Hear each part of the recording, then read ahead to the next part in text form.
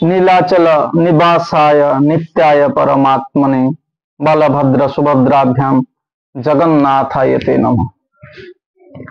समस्त को प्रणाम जनाऊँ। मु आपण मानकर प्रिय सुदीप्त कुमार पंडा सविता दुर्ग बौद्ध तरफर आज आलोचना को स्वागत जनाऊँ। आज आलोचना रही जे रहस्यमय ठाकुर किए। सतरे आपण माने जानते कि श्री जगन्नाथ होउछंती रहस्यमय ठाकुर। सेहीपरि श्रीमंदिर मध्य रहस्यमय मंदिर। अनेक रहस्यर गंताघर श्री जगन्नाथ, अनेक रहस्यर गंताघर श्री मंदिर। आसंतु आज जानिबा से रहस्य गुड़िक कौन। आपण माने जानते कि जे जगन्नाथ मंदिर नेत सर्वदा पवनर विपरीत दिगरे रही थाए। से जगन्नाथ मंदिर नेत पवनर विपरीत दिगरे रही थाए। ये तो दुनियार सबुठारु आश्चर्य कहले चले। ये तो सबुठारु रहस्यमय कथा कहले चले। एवं यह क्यों कारण पाई हेउछि आज पर्यंत कौन से वैज्ञानिक माने मध्य जानी पारि नाहंती।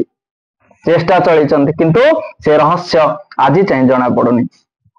बुझिपारे ये रहस्य कि भली रहस्य ए पृथ्वीर ये श्रेष्ठ रहस्य बोली मध्य केतेक तत्ववेत्ता माने मत प्रकाश करती। पतित पावन बाना पवन गतिर विपरीत दिगरे उड़ी थाए। ये होची श्रेष्ठ रहस्य। जगन्नाथ मंदिरर छाया मध्य कौनसी रहस्य ठारू कम नहीं। जगन्नाथ मंदिरर छाई कारण श्रीमंदिर छाया केबे मध्य देखा जाई न थाए। जने वैज्ञानिक आस्थिले कहूले मु विदेश रे वैज्ञानिक अच्छी। मु तांको मध्य प्रश्नटी करिथिली जे आपण गोटे छोट प्रश्नर उत्तर दे परिबे कि। मु तांको पचारिथिली जे आज्ञा मु जगन्नाथ मंदिर जाइछि किंतु जगन्नाथ मंदिर छाया मु केबे दर्शन करि पारि नै। यार कारण आपण कहि परिबे कि। से मते यार उत्तर दे पारि नथिले।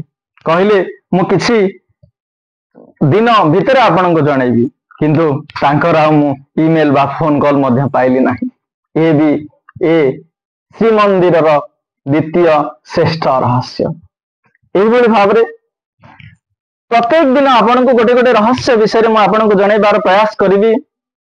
आज एति पुणी देखा आगामी अध्याय से जाए मत विदाय दिंतु एवं अपेक्षा करी अनेक रहस्य श्री जगन्नाथ को नहीं, श्री जगन्नाथ तत्व को नहीं, श्री जगन्नाथ मंदिर को नहीं। धन्यवाद समस्ते मते धैर्यर सहित शुणी।